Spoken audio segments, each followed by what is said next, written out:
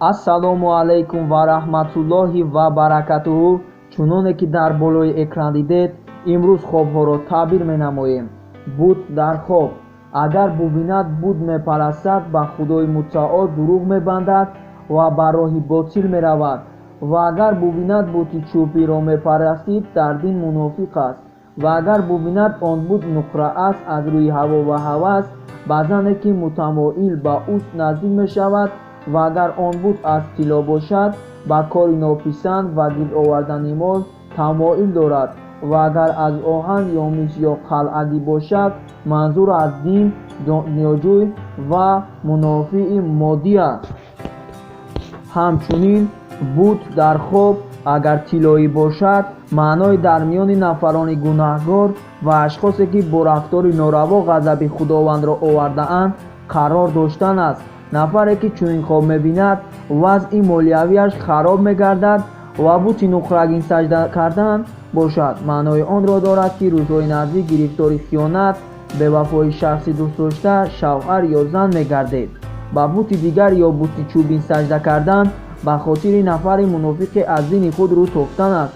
рафту дар хоб бутро дида ба он сажда накунед, ба сафари роҳи дур мебароед ё бойгарӣ насибатон мегардад. дар хоб ба оташ сажда кардан маъни додкунандаи он аст ки шахси чунин хоб дида ба шайтон сажда мекунад, яъне фармудаҳои ӯро иҷро карда даст ба гуноҳ мезанад ва гирифтору хашму ғазаб мегардад. ба дарахту ба ситора сажда кардан аз заиф гаштани имон шаҳодат медиҳад. танӯр дар хоб. танӯр дар хоб бузург ва марди тадбиркунандаи умури хона аст ва баъзе аз муаббирон мегӯянд зан ва касбонии хона аст. агар бубинад танӯр дар даст дорад, далели ба тандурустӣ ва назм ва тартиб дар тадбири умури хона аст. ва агар бубинад танӯр афтод ва хароб шуд, далели ранҷ ва офат ва беморӣ аст ва харобӣ дар тадбири умури хона. ва агар бубинад дар танӯр нон мепазад, ба қадри он нонҳо рӯзии ҳалол ба даст меоварад ва вазъ ва кораш хуб мешавад. ҷодугарӣ кардан. ҷодугарӣ дар хоб кори ботил аст. агар дар хоб бубинад ки ҷодугарӣ мекунад, кори беҳуда ва ботиле анҷом медиҳад ва баъзе аз муаббирон гуфтаанд ҷоду кардан фитна аст барои касе ки ҷиҳати ӯ ҷоду мекунад. муҷассама. агар дар хоб муҷассамае ки сояи онҳо рӯи замин биафтад бубинад, далели ғам ва андӯҳ аст, махсусан агар онҳоро тира ва сиёранг бубинад ва низ рӯи девор нашр карда бошанд. сабза дар хоб.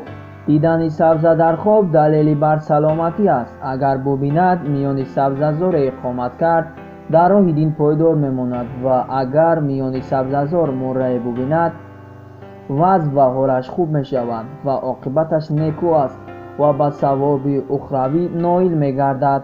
ва ҳарчи сабзаро сабзтар ва покизатар бубинад ва бадон ки мулки ӯст, диёнат ва порсоии ӯ бештар ва беҳтар хоҳад буд. ва агар бубинад сабзазор зард ва пажмурда аст, таъбираш баръакси ин аст. агар бубинад сабзазор мулки дигарон аст, бо афроди порсо ва бо диёнат мусоҳабат ва ҳамнишинӣ пайдо мекунад. ва агар баръакси ин бубинад, бо афроди нодуруст ва фурӯмоя ҳамнишин мешавад. сабза дар хоб бар дидан ва далолат дорад, махсусан агар дар фасли он бошад. ва агар бубинад замине дорад ва дар он сабза фаровон аст, хафиф ва покдоман мебошад. ва агар бубинад дар он замин гиёҳҳои ношиносе вуҷуд дорад ва ӯ бо тааҷҷуб ба он нигоҳ мекунад ва медонист ки об ва замини он мулки ӯст, инҳо ҳама далели бар дин ва диёнат ва парҳезкорӣ аст.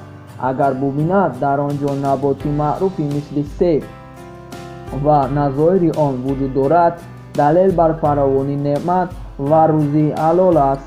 агар сабзаи талх ва ношиносе бубинад, таъбираш бархилофи ин аст.